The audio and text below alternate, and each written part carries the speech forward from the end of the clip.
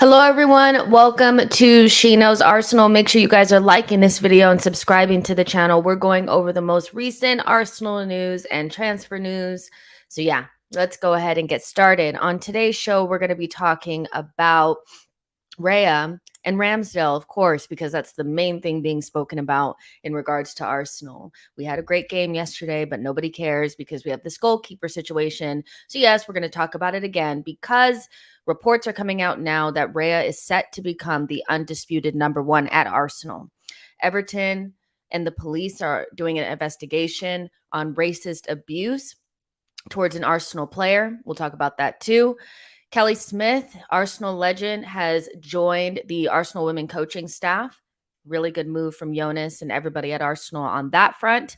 And Arsenal and Chelsea have asked for the conditions regarding Toney and a deal that could potentially be done in January. That has been confirmed by Fabrizio Romano. So, yeah, we're going to chit chat a little bit about that too. So, like I said, make sure you guys are liking this video and subscribing to the channel. But first, how is everybody feeling after the PSV game? I am still on cloud nine. The football, it was sensational. I rewatched the game yesterday and I just thought this is what we've been missing.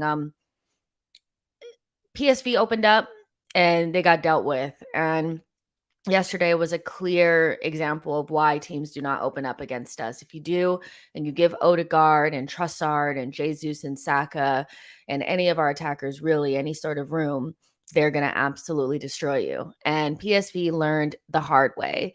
What I also loved about yesterday is that we got the clean sheet, and that clean sheet has been something that has eluded us for a while because we just don't seem to be able to defend properly at home. So seeing a clean sheet, 4 goals, we got the third one too, because what it also had kind of been a problem was getting 2 goals and then kind of sitting back and relaxing. We got the third, we got the fourth, we were able to rotate. We got to see Emil Smith Rowe, Vieira, Reece Nelson. They all had nice cameos as well. So basically, yesterday went perfect. You couldn't have asked for a better first game back into the Champions League after 6 seasons of being out of it and ahead of a North London derby that's sure to be an exciting one. North London derbies are always intense and stressful, but both teams are playing really well right now. And so, in years gone past, we weren't in a good space and they were in a good space. Last season, we were in a good space. They were in a bad space. Now we're meeting up again with both teams being probably feeling really good about their chances. So it's going to be an exciting game. And speaking about the North London derby, I just want to get some housekeeping out of the way. You guys I know, are going to be looking forward to content regarding that. So upcoming at 8 p.m. UK time is Best Bits. I did the watch along yesterday for PSV, and I compiled all of the best moments from that watch along. So that will be live on the channel at 8 p.m. tonight. Just to kind of wrap up things in regards to PSV, there's also going to be a first half rewatch on Patreon coming up later today as well. We've been speaking about the Tottenham watch along and player ratings that is happening, as well as on Patreon. There's going to be the podcast and the rewatch with James B. So if you want to have access to that content, you will have to become a patron. The link is pinned as well as in the description. But nevertheless, there's going to be tons of free content on here, and we have tons of games. It's going to be back to back to back to back to back. So watch along, player ratings, clips, all this kind of stuff. So yeah, I just wanted to put that up there and make sure you guys know about what's going on the channel and around it and all that kind of stuff. Let's see. Jack Stone says Jesus will score 3 goals on Sunday. I hope so. Laska says so excited for the rewatch later today. Yes, I saw that you joined Patreon, so thank you so much for doing that. And yes, right after this, I'm going to rewatch the game, and we get to relive all those moments together again, and it'll be up for you guys. Let's say around 7 p.m. Let's say around 7 p.m., 8 p.m., something around that. Sink says the PSV win was sweet. Bring those spuds. We're going to wipe the floor with their asses. I hope so. Shane says no one is bigger than the success of the club. Let the ruthlessness continue. Nor says, love it. Um, Shane says, Rambo replaced someone and now he's being replaced. Who cares? Whatever makes us better. Um, Nor says, shout out to the first clean sheet at home. Didn't think it would come so soon. See, Wilder says, peace. Jay says, have not seen you on the football terrace for some time. I will be back on the football terrace. Do not worry. If you guys found this channel through the football terrace, trust I will be back. I have things to say. James Bond says, big up, Jess. De pun to slavery only listening. Okay. Samuel says, last night was a big statement, and I agree. John Donut says, hey, hello to you as well. I hope all of you guys are having a really good day and all of that. And I hope you guys are well, everybody in your life as well, all that kind of stuff, because it's weird. I don't know you guys, but I do care about y'all. So I hope you guys are in good spirits. So let's go ahead and jump into the nitty gritty. You guys, Raya is set to become the undisputed number one at Arsenal.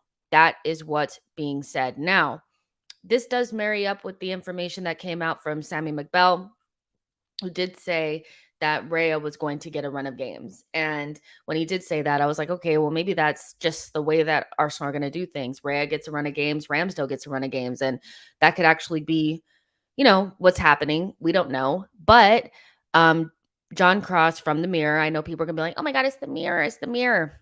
John Cross was on it during our transfer window. So again, I implore you guys to pay attention to who wrote it, not where the information is coming from.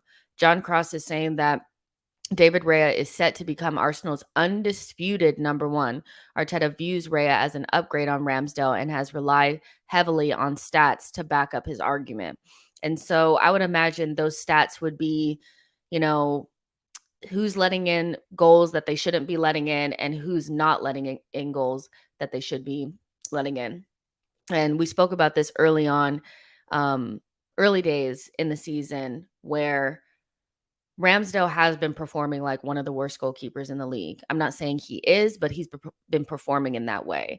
And even last season, where Raya was performing like top 4 goalkeeper in the league, Ramsdale was lower middle, and that does stand out. It's the statistics are marrying up with the eye test that Ramsdale is not saving as many goals as he should be.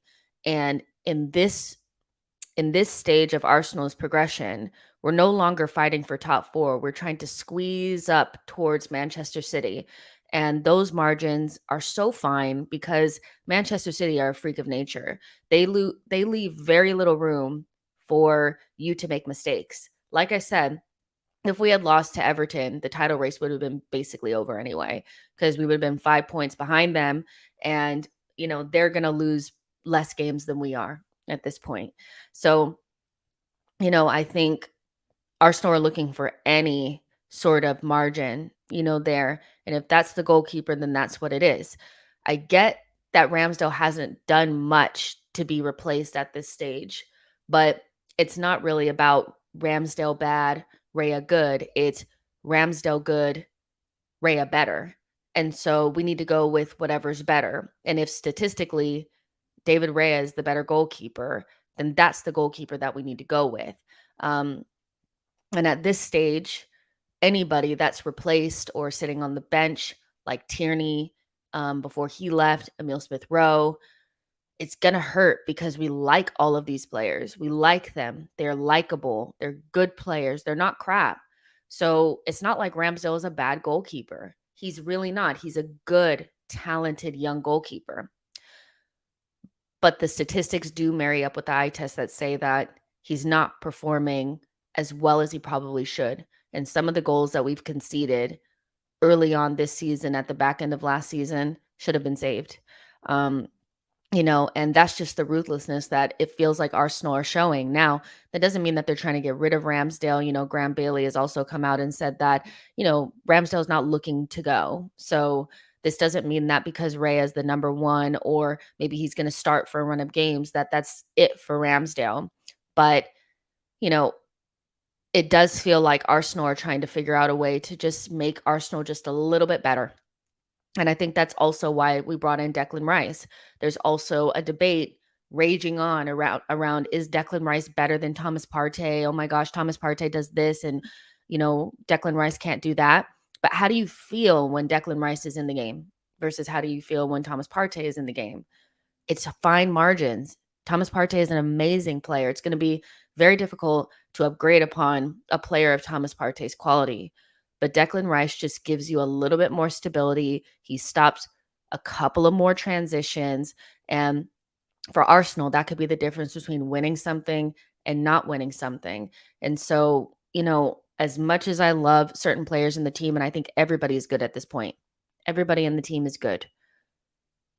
But some players that we like are going to have to sit because it's in the best interest of Arsenal winning. And I think we're going to, like, Arsenal fans are going to have to get used to that. We haven't been used to it because, we've been mediocre for so long. But at top clubs, there are good players sitting on the bench and they're mad about it, and they should be. Um, but John Cross is saying that David Raya is set to become Arsenal's undisputed number one.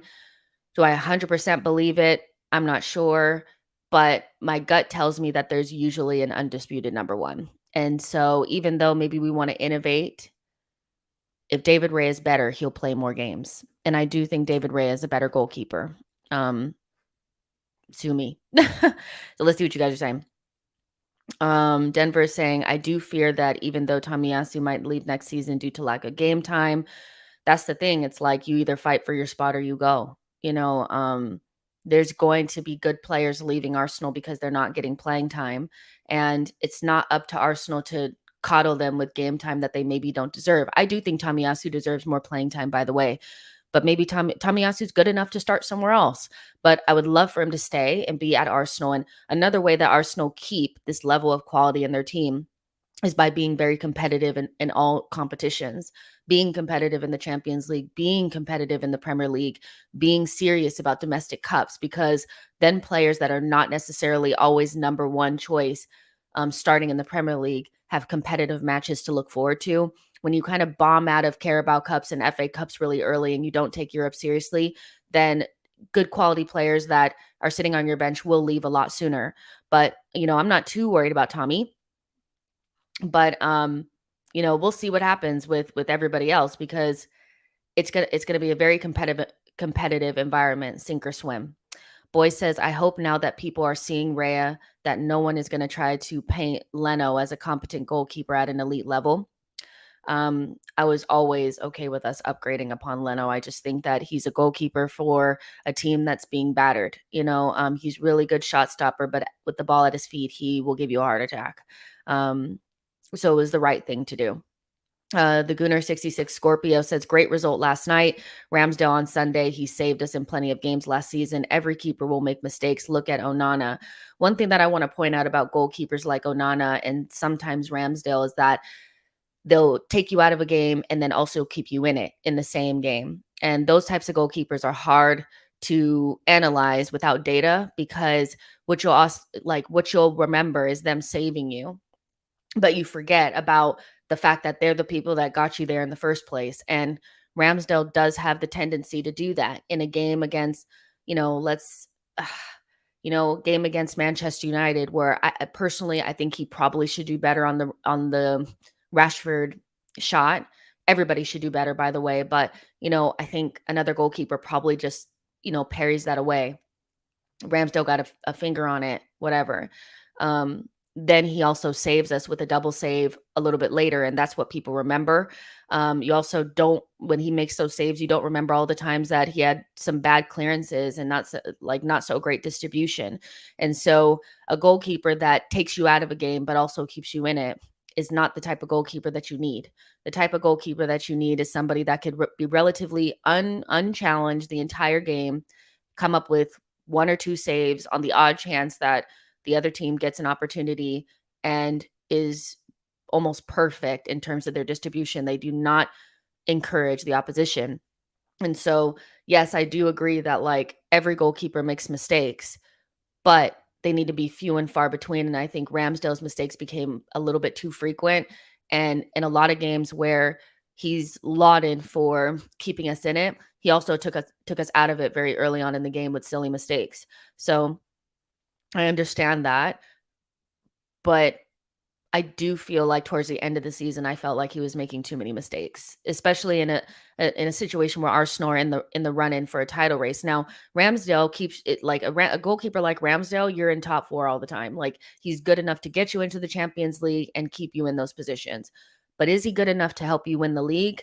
I'm not sure. And that is something that Jamie Carragher was saying and Peter Schmeichel, they were disagreeing yesterday.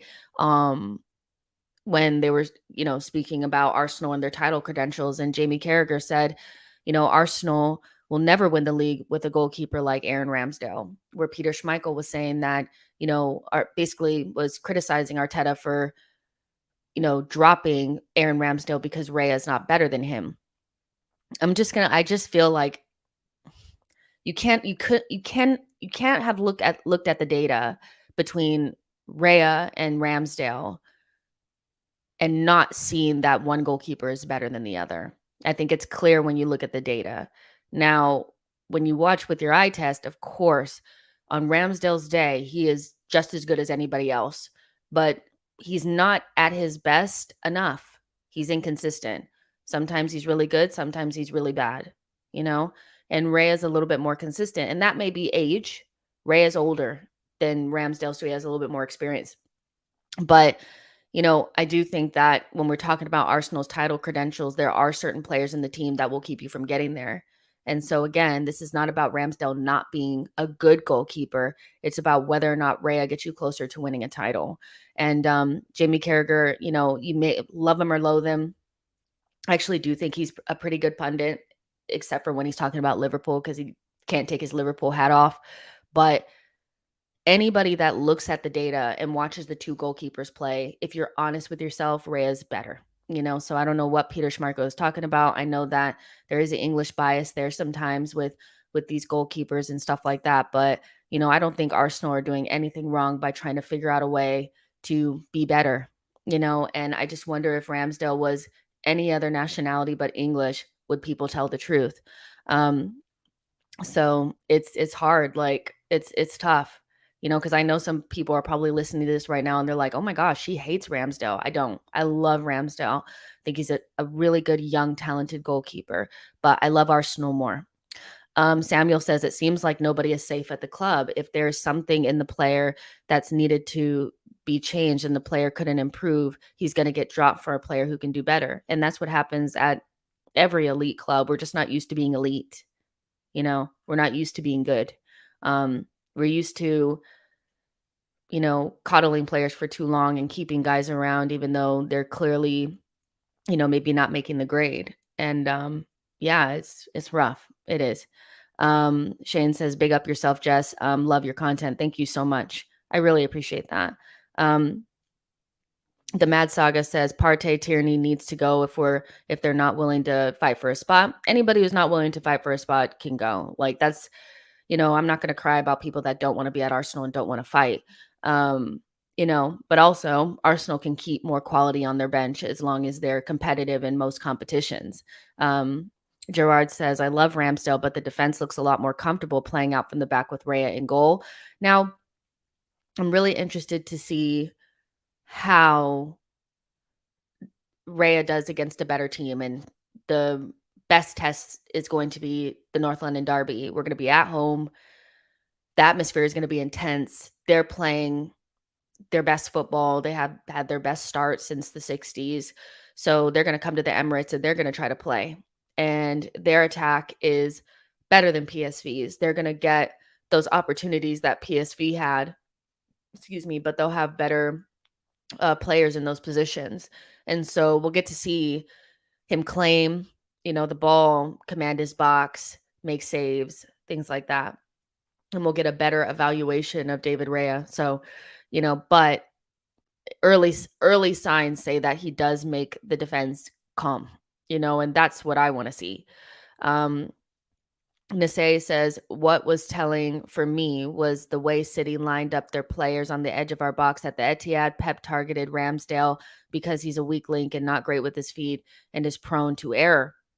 You always look at how teams outdo some of our players. Like, they will not leave Saka and Odegaard open in the Premier League. They won't, because they respect those players and they know that those are the keys to us winning a game. Now, we'll probably win anyway because we have other players that are good, but you just see how a team sets up against you and who they decide to press, who they decide not to press, who they double team, who they don't, tells you a lot. And when James Madison came out, this was at the early stages of last season, and said when they lost to us 4-2 at the Emirates that Brendan Rodgers told them to shoot low and hard at Ramsdale's front post. And that's exactly what Madison did, and it went in.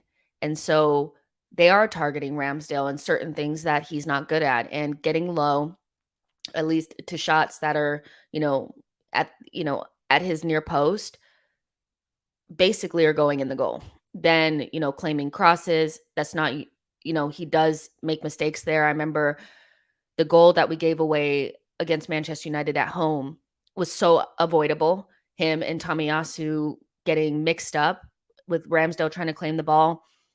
It's loose and they kick it in the back of the net, or Lissandro just heads it in the back of the net. And I just think about those moments and I'm just like, if it's just goals that we've given away that should just be avoidable. And so I wonder if Arsenal are just looking at those. But yeah, I do think that teams know what to do to score against Arsenal. And right now it's not that hard. And it should be much more difficult because we don't give up that many chances. That's the thing. When you're giving up, almost every single shot is going in the back of the net and you're not giving up that many chances, you have to look at the goalkeeper. So yeah. The Mad Saga says the fan base used to complain that we didn't have the right mentality or depth in the squad. Now they complain about rotation and get attached to players. If it's for the good of the team, it must be done. I agree with that. Um, I agree with that. Shane says Arteta needs to realize that Havertz is definitely not good enough to start. He should be eased into the team until he fits the system. I actually didn't see much wrong with what Havertz did yesterday. I thought he had a good second half. His spot is not set in stone, I don't think. I think Fabio Vieira is eyeing that spot and will definitely get looks in. And it'll be interesting to see who starts against Spurs. But for me, today is not a Kai Havertz conversation. I don't think he did much wrong yesterday, albeit he wasn't outstanding or anything like that. Keenan says Ramsdale should have started the CL. Teta needs to use our entire squad. I mean, it was an important game, and Arteta definitely wanted to go with the strong side. So I think he went with the ruthless strong side rather than sentimentality. And I think the only reason why you would choose Ramsdale over Raya would have been sentimentality about, like, Ramsdale got us into the Champions League, but typically you don't really need to rotate your goalkeeper, not even in Champions League. So, maybe Ramsdale gets the Brentford game, but I think the only thing that made me a little bit like, oh, right, Ramsdale did get us into the Champions League, but I didn't think anything from a footballing perspective made it that Ramsdale needed to start that game. And maybe Arsenal is cutting out the sentimentality, which I think is a good thing. Social Join says at the end of the day, the goalie coach makes the call. Arteta is going to go with the goalie coach. Raya is much better at kicking, catching off the line, calmness. I think the calmness is the biggest trait.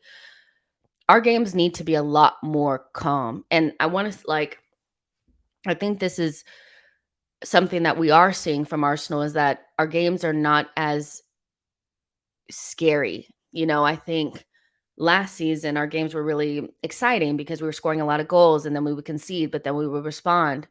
I think Arteta wants to cut a lot of that out. I don't think early on, especially in the season, Arsenal's games need to be stressful. I think they need to be somewhat routine. And I think for the most part, except for, the goal that we gave up against Nottingham Forest, that was typical Arsenal. We need to cut that out. For 80 minutes. We had controlled that game, got our 2 goals, and was cruising towards a 2-0 victory. And then we gave up that goal. And then it started a little bit of nervousness. Against Fulham, Crystal Palace was perfect. Against Fulham, that was just a typical Arsenal game. Chuck the ball into our own net in the first minute of the game. Chaos ensues. And then away from home against Everton was perfect. I'm missing a game, aren't I? What game am I missing, y'all? I'm missing a game. Oh, Manchester United. Typical Arsenal game. give up the first goal off of an error. We respond, and then we're pretty good for the rest of the game. We tried to control it. They had there was a close call, but we were fine. I really do think Arteta and Arsenal want to cut out the chaos, and to cut out the chaos, sometimes you have to move.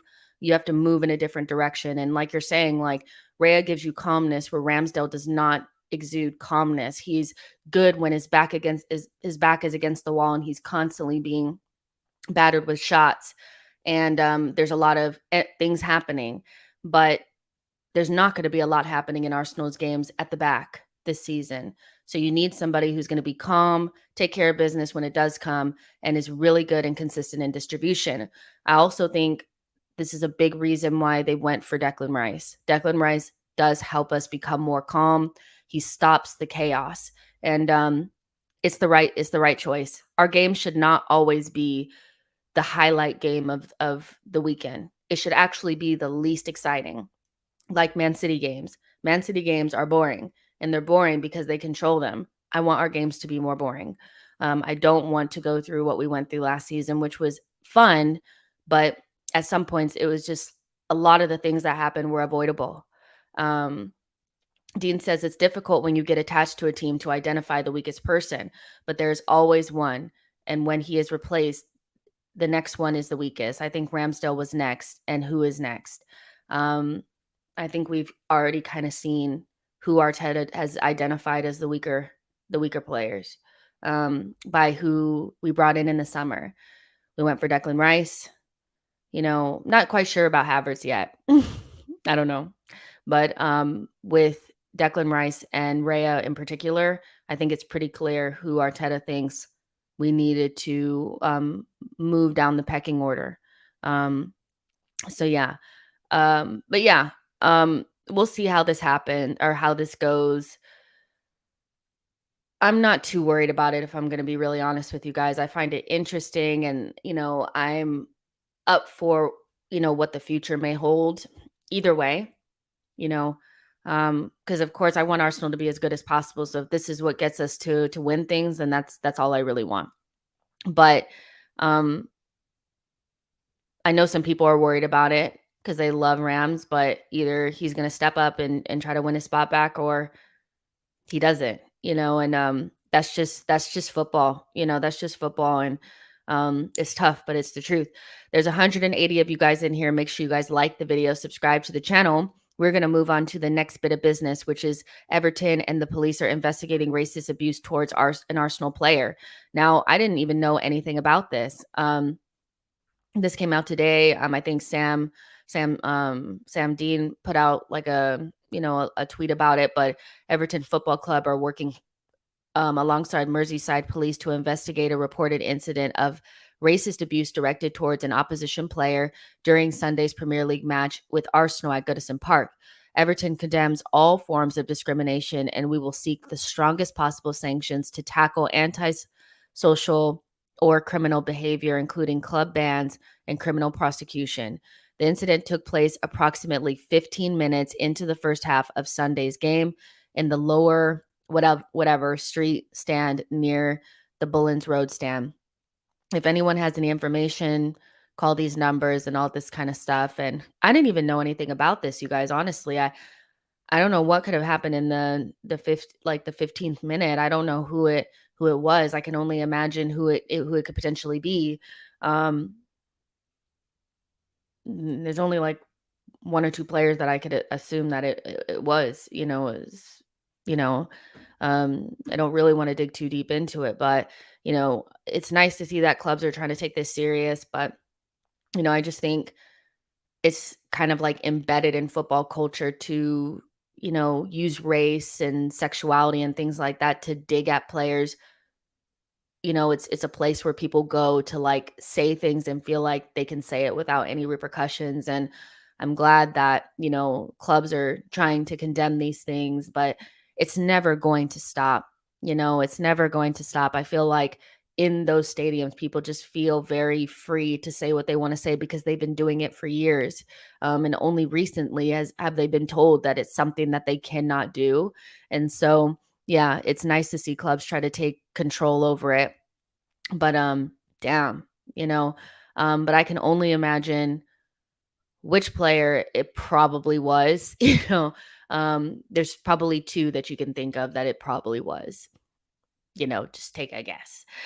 So yeah, hopefully they find whoever has done it and get information on it. And yeah, but it's just not something that is going to go away. And people get banned and things like that, but it's things that people have been doing for decades. And they don't see anything wrong with it because they have been doing it their entire lives. So it's unfortunate, but let's see how that unfolds. Next bit of business. Kelly Smith, Arsenal legend, joins the Arsenal women's coaching staff. And, if you don't know who Kelly Smith is, she's one of the most decorated women's players in from an England standpoint, and she's won everything with Arsenal. And so she's going to be an assistant coach for the women's first team. Kelly spent time in a coaching capacity during the second half of the 2022-2023 season and will return as a assistant coach. Widely regarded as one of the finest footballers to ever play the game, Kelly won 5 league titles and 5 FA Cups across 3 spells with Arsenal, and she was also a part of the Arsenal team that won the Women's Champions League. And Arsenal are still, to this day, the only English team to win the Champions League. So she's heavily decorated. She was a phenomenal player. She's an excellent pundit, and it's a good thing to have legends involved with, your women's first team, your men's first team, because it just sets the right tone. It sets the right message. I think people that have won things, been there, done that, won the t-shirt, all that kind of stuff is nice to have around the team. And Kelly Smith is going to be invaluable to this team. Going out of the Champions League the way that they did is always going to be very damaging and hurt. It is going to hurt, but they have to move on and focus on the league. This is the very good opportunity for Arsenal women to win the league. They have a deep squad. They've recruited well. And the last time they were out of the Champions League, they actually did win the league. It's about time that Arsenal women get back on track and start winning the biggest trophies when it comes to women's football. And I think Kelly Smith is going to be an invaluable asset to this team. So good on Jonas and Arsenal to get her into the fold. It's invaluable. It's going to be invaluable. Sammy says the loss to Paris FC still breaks me. Thinking about it just sucks. Like I'm never going to get over it. Mikey B says champions. Mikey says wicked striker. I love that. I love this for them. Zitch says this is awesome for the women's team. It really is. John Donut says, yes, sir. Kelly Smith is a legend. Glad to hear her career continues with Arsenal. And so I would actually love it if more of the men's legends would come back and be useful to the team. I mean, Ian Wright is a national treasure. I think people that speak badly on Ian Wright have hate in their hearts. And, you know, I just don't understand how you could not love a legend going to bat for Arsenal. Ian Wright, I think, you can say pretty concretely had a big part to play in Declan Rice coming to the club. And that is the benefit of one, doing the right thing and being competitive, but also having legends working for you and not working against you. And I do think over, the over time we have had our legends work against us. And I get that when you work in the media, you have to tell the truth. But I also feel like you want to be you want to be positive in some regard. And I do think some people do a shit job. Like I just could not imagine being out there in the working force, like as an Arsenal legend, just absolutely destroying the club every time that I get on camera. And so I love Ian. I love Kelly Smith. I love Alex Scott. I love all these people that just they work for the club, and they tell the truth, but it's always, coming from a place of love. And that's all that matters to me. You know, and I'm very happy to see her come in. And that's a good bit of news for Arsenal women. So they start their season, I think, on October 1st against Liverpool at the Emirates. So hopefully, if you guys are, in the UK, you guys get opportunity to see that game because they're going to need all the support they can possibly get. And the Emirates is definitely like like a 12th man for them. I think when you play at the Emirates and the stadium is kind of full and it's loud, it works to the benefit of the women. So I love that. Arsenal and Chelsea have asked for the conditions on the Toney deal, so this has been confirmed by several different people, including Fabrizio Romano. And some reports are saying that the fee could be somewhere around 50 million, and then you add some add-ons onto that. Um, I do think Chelsea have gotten probably a head start on this, so I don't want to get too invested into it because we all know that Chelsea like to work fast.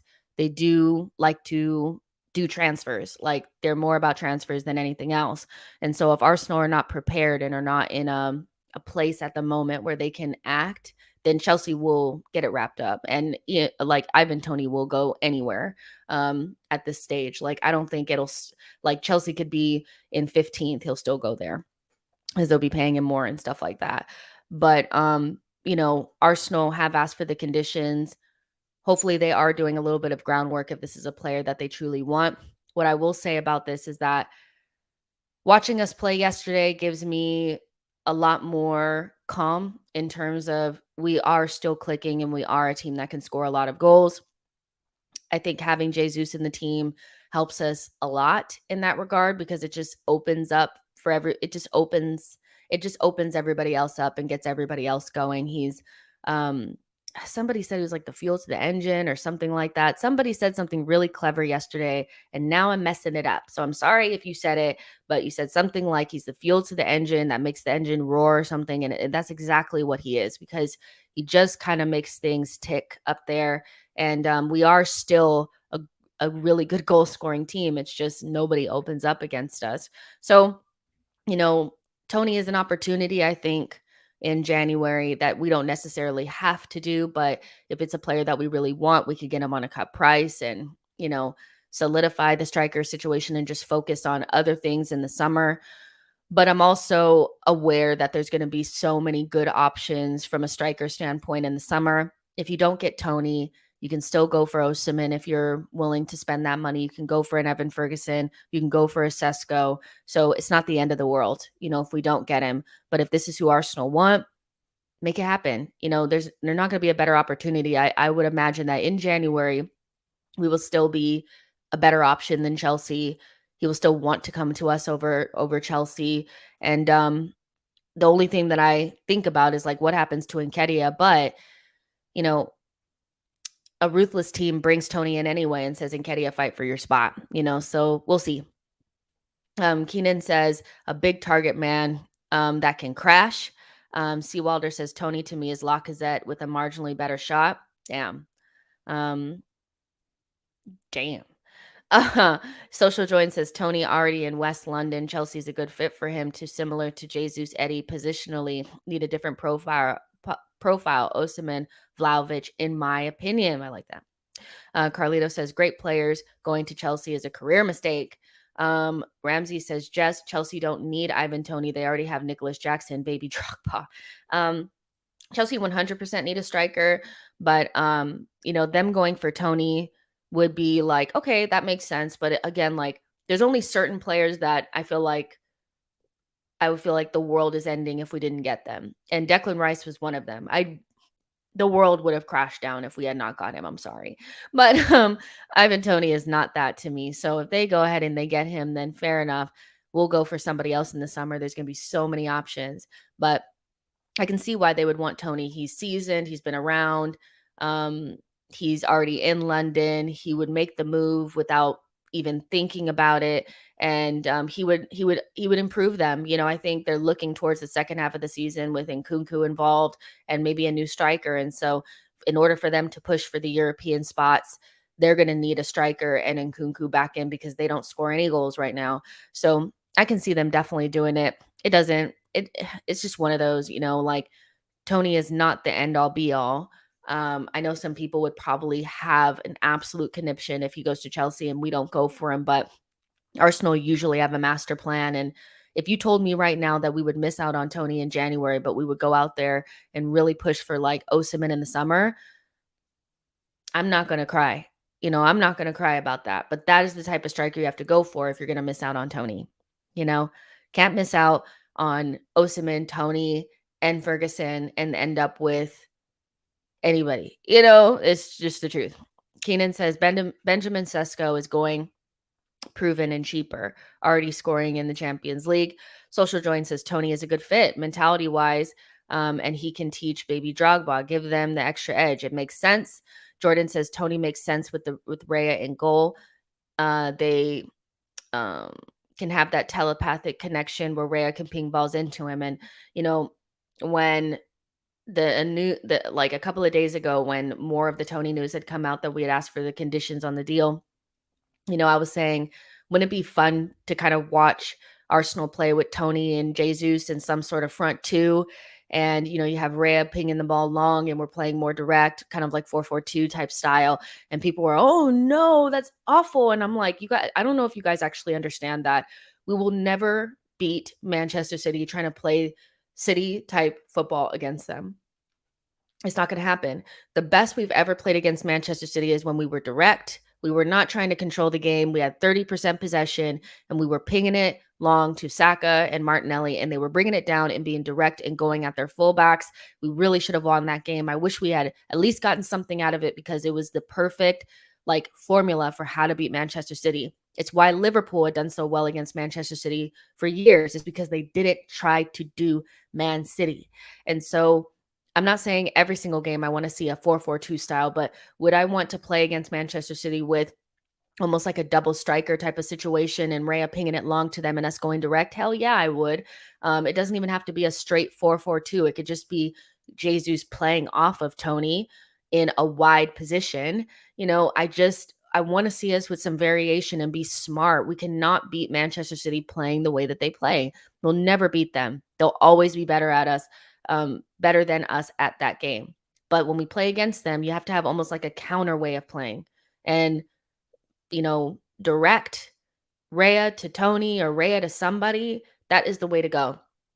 And it's the way that Brentford beat Man City last season. So yeah, I would do it. I would do it. I would do it. But it doesn't have to be Raya, or it doesn't have to be Toney. It could be somebody else. Like it's really not that deep.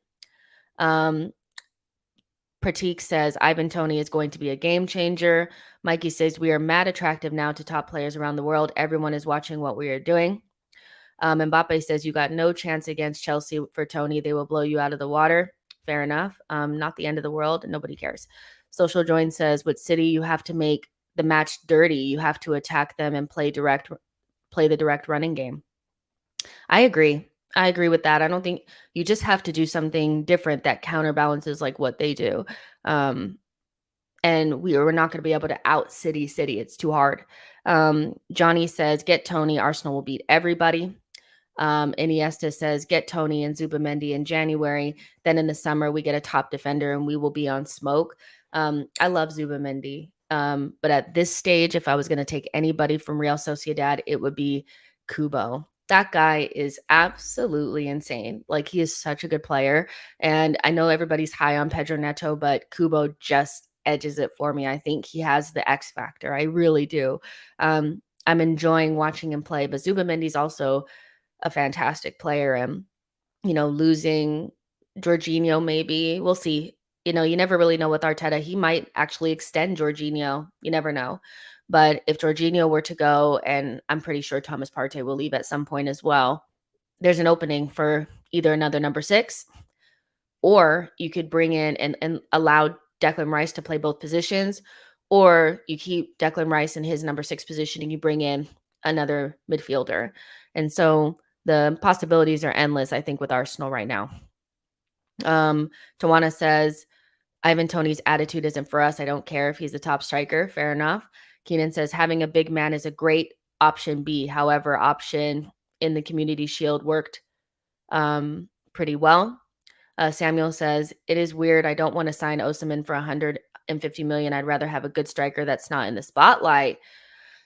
That's interesting. Why don't you want a striker that's in the spotlight? I think if I'm going to spend 150 million, I want it to be on somebody that I know is that guy, and I know Osimhen is that guy. Where I don't know if Evan Ferguson is that guy, and Arsenal are used to having strikers that are the type of strikers that people are looking at. So I'm actually not afraid of the spotlight because I feel like certain players, they just absolutely feast in those situations when the lights are the brightest, they get the business done. And Osimhen to me is one of those. Um, so that's exciting. If we would be interested in somebody like that. But also Tony is great. Like I actually don't have like I would not be like devastated if we brought him in. Arca says, I don't think Kubo would come as a second choice. Fair enough. Not everybody wants to fight against Bukayo Saka, and maybe that's why Pedro Neto might be a better option because he can also play on the left. I've never seen Kubo play on the left. So, there you go. Um, Let's see. Ramsey says, Jess, this is not the best Man City yet. We are missing key players through injuries: KDB, Stones, Grealish, Kovacic, Bernardo. When all 5 players are fit, we move Alvarez to striker. Yeah, Man City are like leagues ahead of everybody else. So, it's not really so much about like, I understand Man City are much better than everybody, not just us. They're much better than everybody else. So, playing the way that they're playing right now, I still think Man City walk the league, probably win the Champions League again. But that doesn't mean Arsenal don't need to try to get to a place where we have a style of play that can actually beat Manchester City and then also like get as close to them as possible. Um, Nobody is really that close to Man City. Boy says Kubo and Jonathan David are simply much safer options than Tony. Pez says, I feel like Tony's profile is redundant with Kai in the squad. Maybe, I would like to explain that a little bit more because I don't know if I feel like Tony and Kai are that similar. But yeah. Mbappe James says Chelsea have beat you to every player you have gone for so far. What does that mean in the context of the season? It doesn't mean anything, does it? Keenan says Tony for 60 million is him, and we are going to need him in January. If he can stay out of a bidding war with Chelsea, he's a must buy. And the thing is like, if Chelsea were to beat us to Tony, what does that even mean? Like they beat us to Tony. Like I still think people pay way too much attention to transfers. They feel like it's something like if he'd rather go to Chelsea, he'd rather go to Chelsea. Like Declan Rice wanted to come to us. Caicedo wanted to go to Chelsea. Declan Rice is the better player and he looks like the better buy so far. So, it's dead banter at this point. Like upgrade your banter. Oh, Chelsea beat you to so and so player. Okay. Like look at where we are on the table and look at where they are. Keep beating us.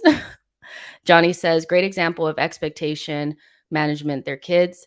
Hugo says, yeah, thanks for taking Mudrick. Exactly.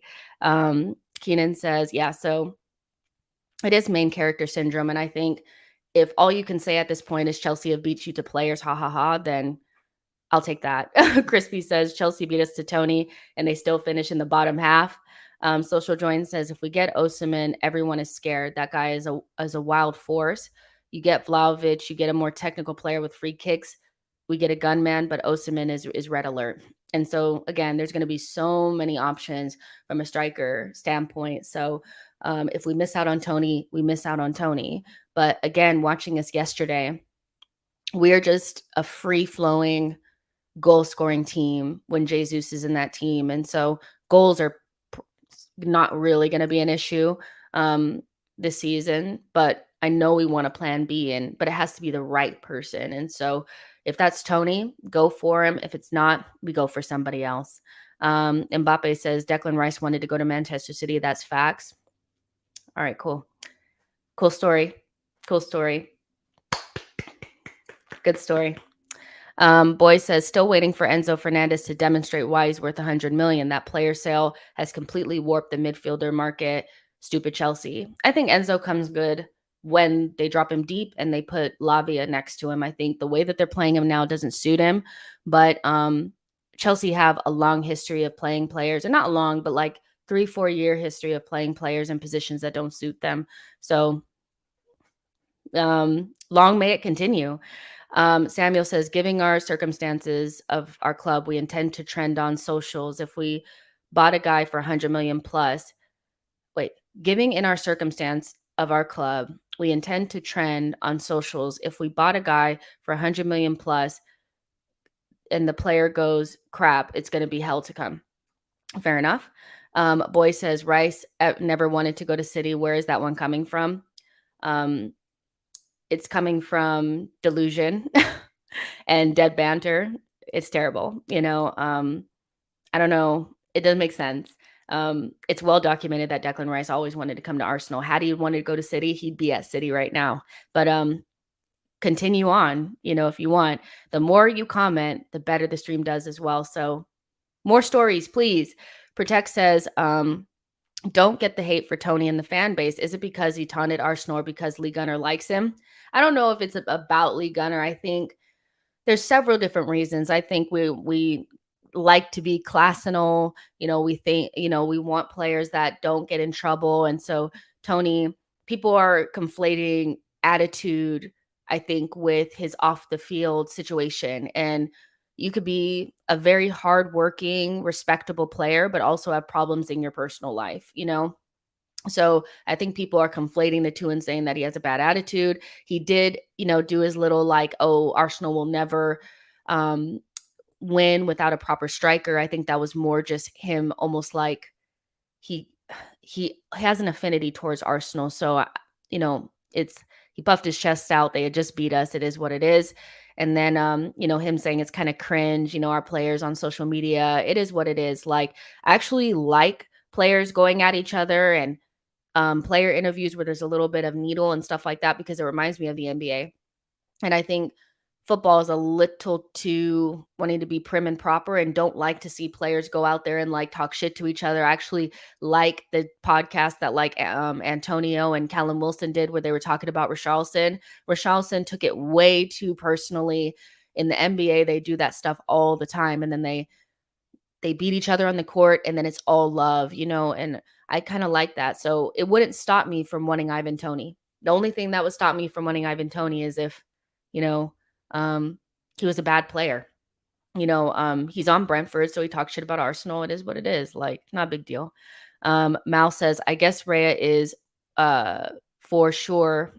Wait, I guess Raya is for sure games while Ramsdale is confident for other games. Let's see what happens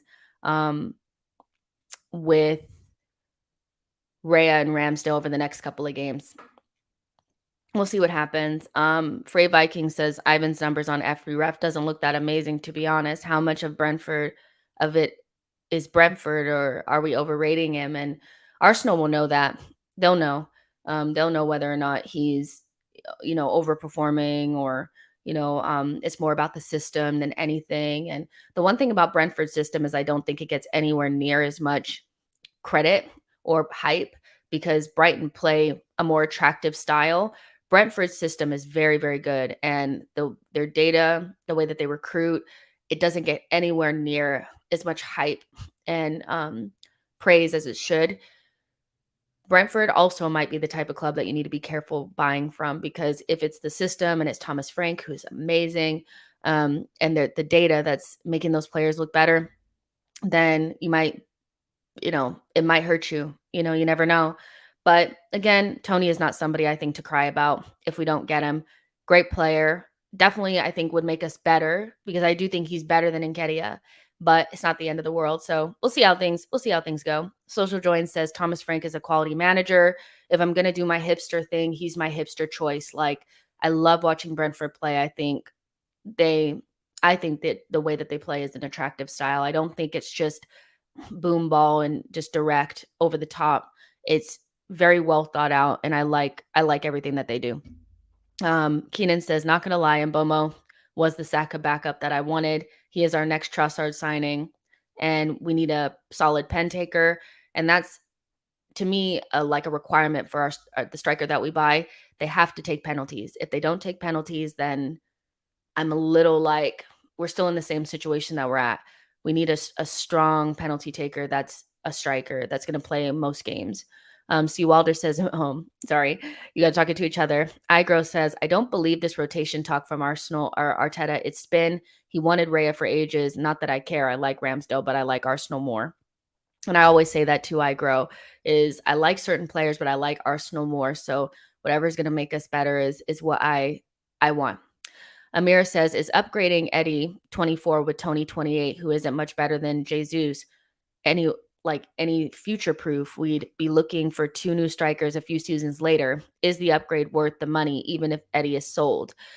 See, this is my only real issue with the Toney situation, is that he ticks all the boxes in terms of, I think, from stylistically, he fits us. Financially, I think he fits us. He has an affinity towards Arsenal, so I think he'd be really interested in coming to the club. All those things work. Dead ball specialist, penalty taker, 20 goal per season striker. He fits everything. But you are needing to look at your striker situation in 3 to 4 seasons. And so, like, would it be better to maybe get a Benjamin Sesko for 60 million? Would that be a better choice?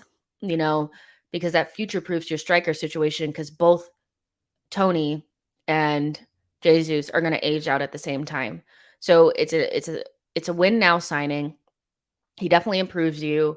He ticks all the boxes stylistically and playing wise, but from a squad building standpoint, he doesn't make as much sense as going for a Sesko or something like that, maybe an Evan Ferguson. But equally, you know, there's also another option out there that future proofs the striker situation because he's just a little bit younger, but he's also a star, and that's Osimhen. So Arsenal have a lot of options, I think. And so they have to make the right one. But no, Toney does not future proof you. He makes you better, and he upgrades upon Eddie and gives you a different option than Jesus, in terms of like physical striker, all that kind of stuff. But if we want to future proof the striker situation, we should look elsewhere. That's for sure. Hugo says Toney has 3 good years left. Jesus has 5. I'll take it. We have Bareth, and the academy looks good, to be fair.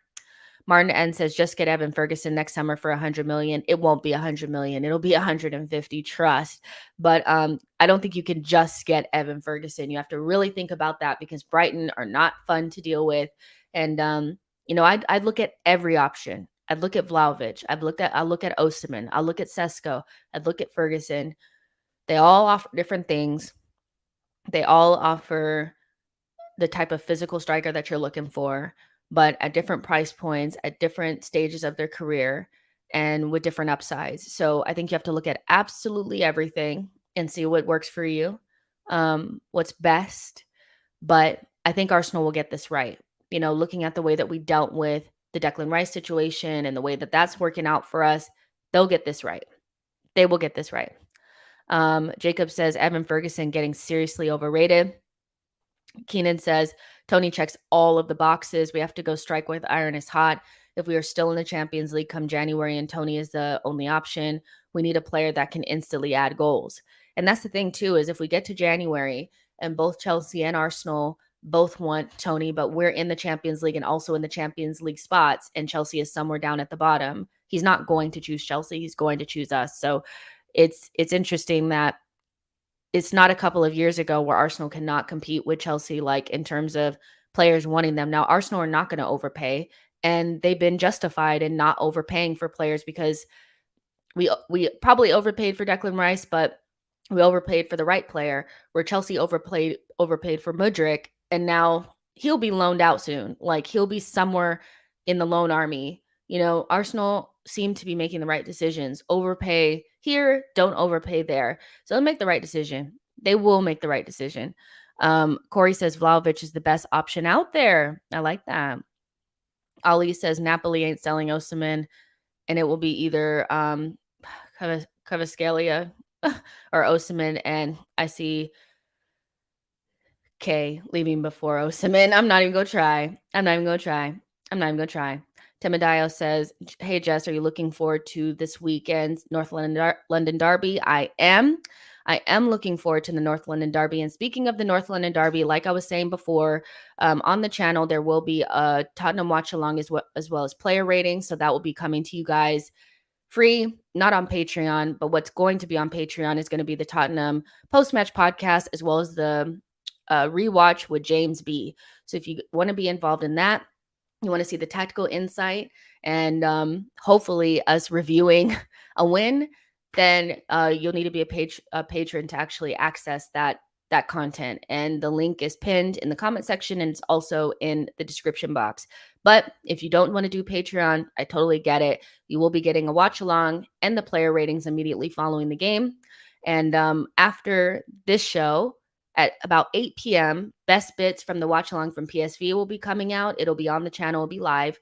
Not live, but it'll be available for you guys. And then immediately following this, I'm going to be working on PSV rewatch for Patreon. So just to let you guys know that. But I am fully looking forward to it. There's 220 of you guys in here. Make sure you guys like the video and subscribe to the channel.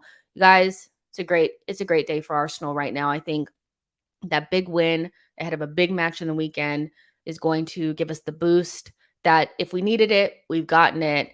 All of our players played well. It was a fun day out. I'm sure for people that were out there in the rain, I'm sure they enjoyed it despite the rain.